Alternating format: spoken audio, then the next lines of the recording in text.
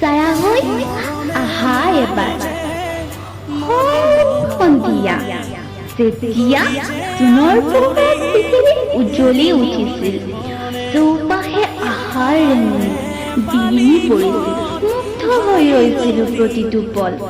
নীৰৱে চাইছিলোঁ ধুনীয়া জোনৰ মুখনি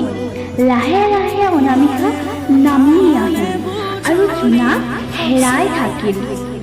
এমাহ দুমাহ ৰৈ থাকিলোঁ ধুনীয়া জোনৰ মুখনি চাবলৈ কিন্তু উভতি নাহিল আজি আকৌ কাছজোনে মনে মনে আহি ক'লে জোনাকে তোমাক পাহৰি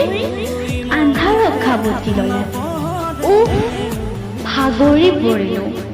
লাহে ধীৰে ময়ো হেৰাই গ'লোঁ নীৰৱতাৰ মাজত আৰু উপেক্ষা কৰিলোঁ জোনৰ ছায়াৰ আগমনত ধন্যবাদ